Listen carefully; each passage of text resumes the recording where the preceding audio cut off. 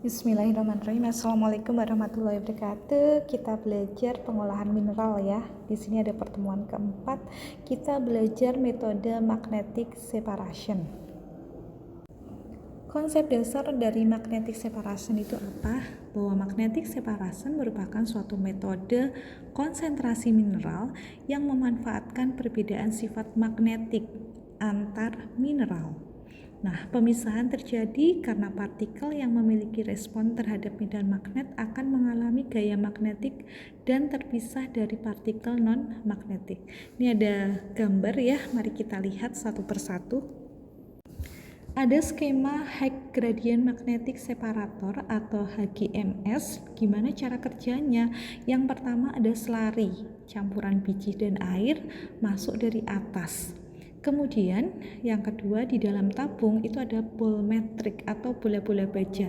Nah, bola-bola baja ini memiliki fungsi untuk memperkuat gradien medan magnet sehingga partikel magnet yang berukuran halus itu bisa tertangkap.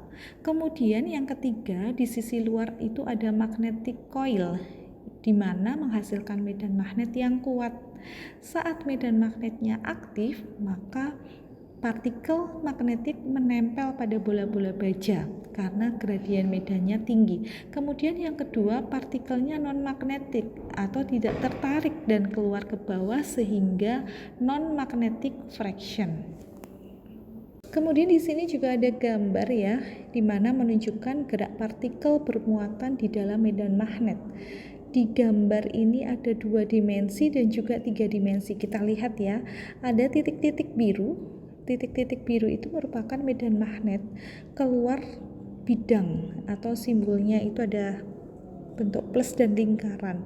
Kemudian ada partikel masuk dengan kecepatan horizontal sehingga muncul gaya magnetik atau F, di mana arahnya tegak lurus antara kecepatan dan juga medan magnetnya.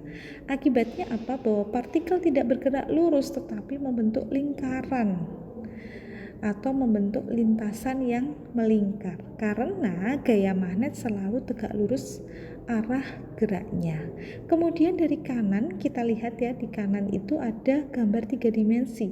Jika partikel masuk dengan sudut terhadap medan magnet, maka komponen kecepatannya sejajar dengan medan magnet dan di sini tetap lurus ya. Kemudian komponen tegak lurus medan magnet, dia melingkar di mana gabungan gayanya membentuk gerakan spiral atau helical motion. Gaya magnet itu tidak mempercepat partikel, dia hanya mengubah arah geraknya dan selalu tegak lurus kecepatan dan medan magnetnya. Ini menjadi dasar fisika yang menjelaskan bagaimana partikel dapat dibelokkan dalam sistem magnetic separation. Di sini ada gambar di mana menunjukkan perilaku material terhadap medan magnet sebelum dan sesudah medan magnet diberikan. Kita lihat tanpa medan magnet ada ferromagnetik ya, dia tertarik kuat oleh magnet. Ini domainnya sudah ada. Domain sudah ada itu ya karena dia memiliki sifat kemagnetan yang kuat. Sebagian bisa sejajar, bisa dilihat ya, garis panahnya itu sejajar meskipun tidak lurus seperti itu. Kemudian ada paramagnetik, arah momennya acak atau momen dari magnetnya itu acak, bisa dilihat bahwa tanda panahnya itu ada yang ke bawah, ke kanan bawah, kiri bawah, ke atas gitu ya. Kemudian ada diamagnetik. Diamagnetik itu tidak ada garis panahnya karena apa ya? Karena dia tidak memiliki sifat kemagnetan sehingga tidak memiliki momen magnet tetap. Nah, itu seperti itu. Kemudian ketika ada medan magnet, maka ferromagnetik domain menjadi sejajar kuat dengan medan, itu bisa dilihat ya. Kemudian dia tertarik sangat kuat, contohnya untuk mineral magnetit. Kemudian ada paramagnetit, sedikit sejajar dengan medan, kemudian tertarik lemah, contohnya ada hematit. Kemudian ada diamagnetik, muncul magnetisasi kecil yang berlawanan arah medan, kemudian ditolak sangat lemah, yaitu contohnya ada kuarsa. Mineral ini bisa dipisahkan karena setiap mineral bereaksi atau memiliki reaksi yang berbeda ketika ada magnet. Ada yang tertarik kuat, ada yang tertarik lemah, dan ada yang tidak tertarik sama sekali. Nah, semakin kuat mineral tertarik oleh magnet, maka semakin mudah untuk dilakukan proses pemisahan. Kita lihat ada gambar yang menjelaskan perilaku bahan terhadap medan magnet atau H pada tingkat mikroskopik. Bisa dilihat ya, ada diamagnetik, kemudian paramagnetik, dan ferromagnetik. Kita lihat satu-satu. Diamagnetik itu ciri utamanya bagaimana saat H sama dengan 0, tidak ada momen magnet permanen atau acak saling meniadakan. Itu terlihat gambarnya ya. Kemudian saat diberi medan magnet, maka momen magnetnya terinduksi berlawanan arah dengan medan. Yang harusnya medannya itu mengarah ke kanan, dia ke kiri atau berlawanan. Sifatnya bagaimana? Ditolak lemah oleh magnet, kemudian tidak memiliki magnetisasi permanen. Contohnya ada bismut, kemudian tembaga, kemudian ada emas. Kemudian di sini ada paramagnetik. Ciri utamanya saat H sama dengan 0, momen magnetnya atomik ada, tetapi arahnya acak ya di sini ya, arahnya acak bisa dilihat. Kemudian saat diberi medan magnet, sebagian momen sejajar dengan medan. Sifatnya dia ditarik lemah oleh magnet, kemudian magnetisasi hanya ada selama medan diterapkan. Contohnya ada aluminium, kemudian ada magnesium, ada ilmenit, ada kromit gitu.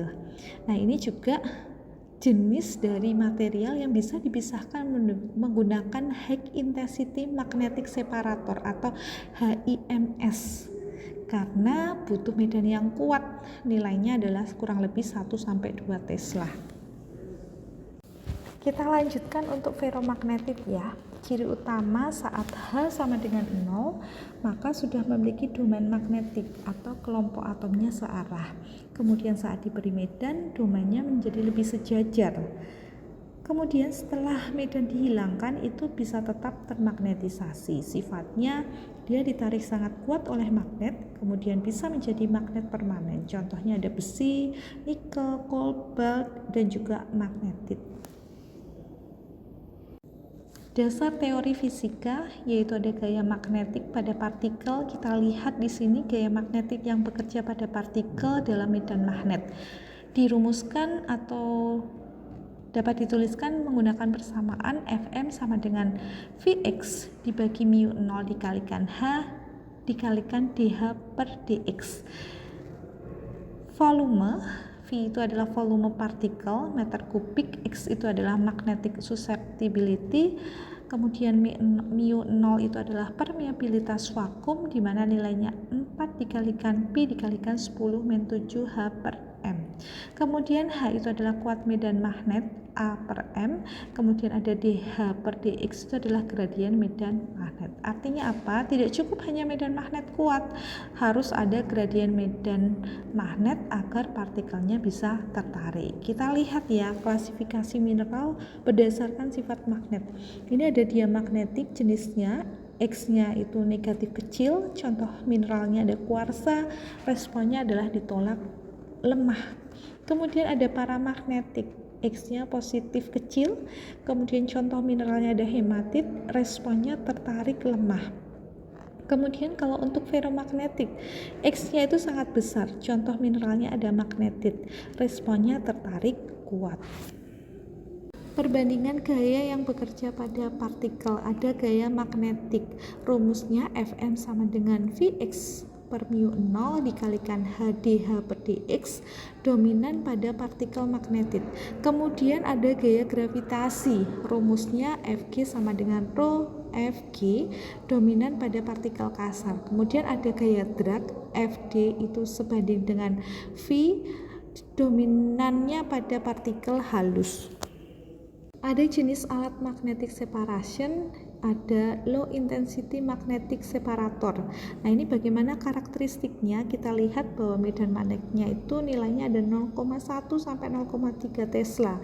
Kemudian untuk mineral ferromagnetik contohnya ada magnetit Fe3O4. Aplikasinya bisa digunakan pada beneficiasi biji besi magnetit, kemudian recovery media pada dense media separation. Ini bisa dilihat ya, kita lihat satu-satu di slide berikutnya.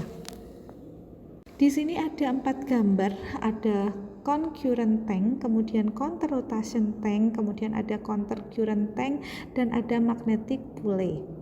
Nah, kalau untuk concurrent tank, arah aliran selarinya searah dengan putaran drum. Di sini putarannya dia berlawan arah dengan jarum jam.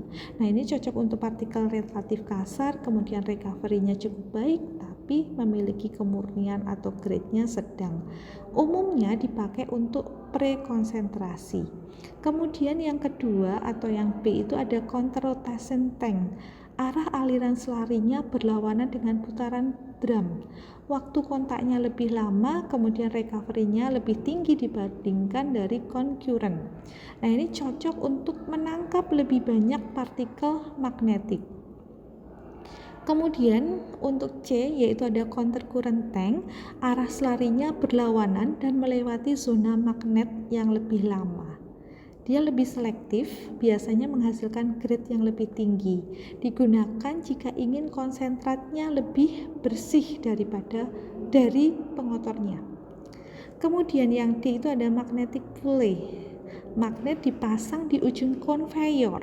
Saat material jatuh, maka partikel magnetik tetap menempel dan jatuh lebih jauh, sedangkan yang non-magnetik itu langsung jatuh lurus ya. Ya, ini biasanya digunakan pada pemisahan tram iron atau biji kering. Di sini ada gambar intensity magnetic separator menunjukkan bagian utama alat, ada feed yang masuk dari atas, kemudian drum berisi magnet yang berputar, kemudian ada scraper untuk mengikis konsentrat, kemudian ada tiling yang keluar di bagian bawah menunjukkan bahwa prinsip kerja drum magnetnya basah. Kemudian ada magnetic drum separator, feed masuk ke dalam bak berisi air di mana drum magnetnya berputar, kemudian partikel magnetik menempel pada drum, kemudian disiram air flushing untuk membantu pemisahan dan konsentrat serta tilingnya keluar terpisah. Umumnya ini digunakan untuk pasir besi atau magnetik. Bisa dilihat ya, ini ada foto alat, contoh alat LIMS di industri atau magnetic iron or wet drum magnetic separator. Ini digunakan pada plant beneficiation biji besi, kemudian kapasitasnya besar dan operasinya juga continue. Kemudian ada high intensity magnetic separator atau HIMS. Ini ada gambarnya ya, laboratory high intensive induced roll magnetic separator, di mana menggunakan medan magnetnya itu 1-2 Tesla. Kemudian untuk mineral paramagnetik kuat misalnya ada ilmenit dan kromit. Kita lihat satu-satu ya. High intensity magnetic separator atau HIMS ini merupakan alat pemisah mineral yang menggunakan medan magnet yang kuat, kurang lebih ada 1-2 Tesla untuk memisahkan partikel paramagnetik kuat dari partikel non-magnetik. Ini bisa dilihat ya gambarnya.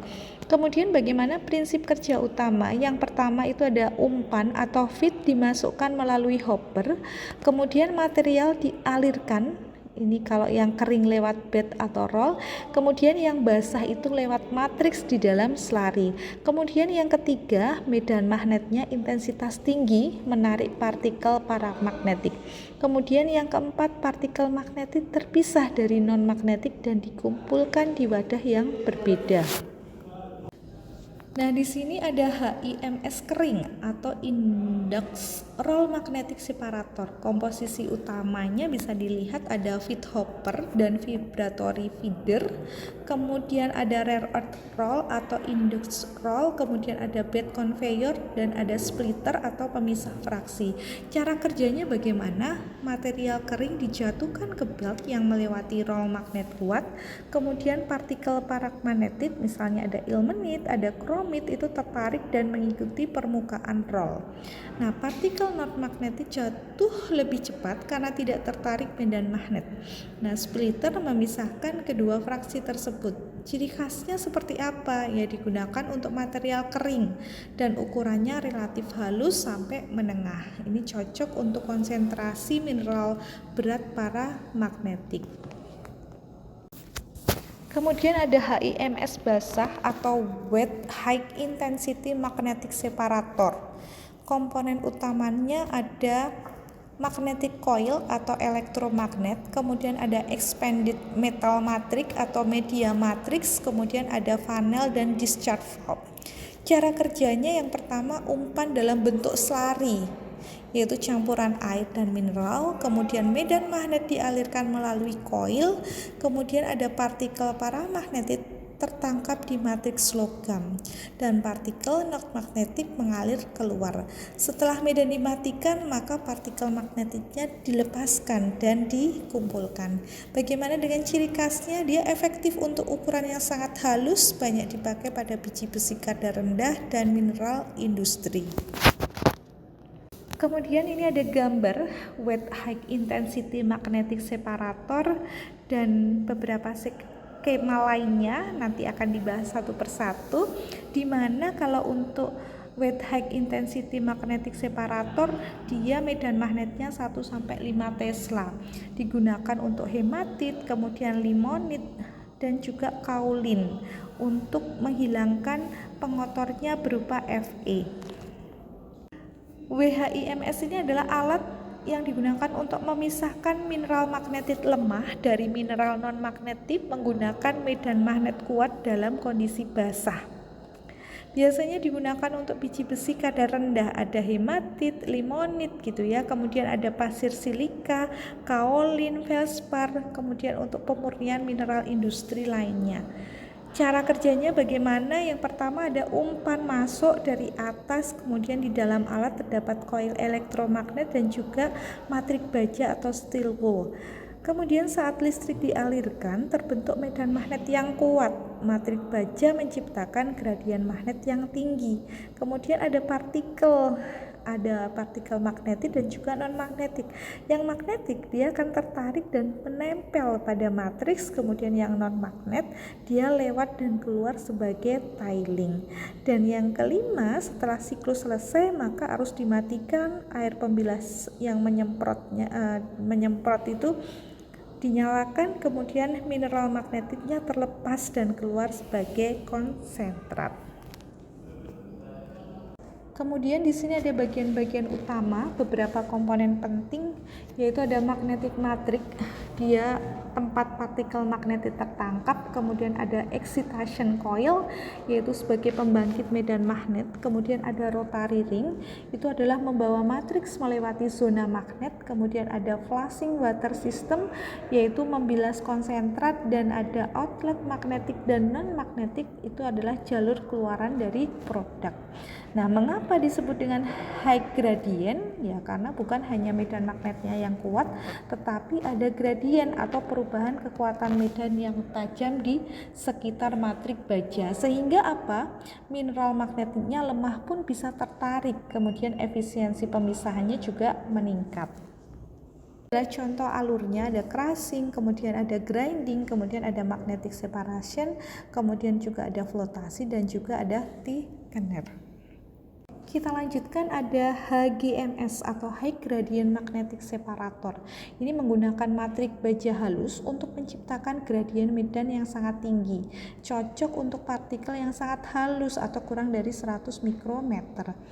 Perbandingan LIMS dan WHIMS, mari kita lihat ya, ada intensitasnya. Bagaimana intensitasnya? Kalau untuk LIMS itu rendah, kalau WHIMS itu tinggi.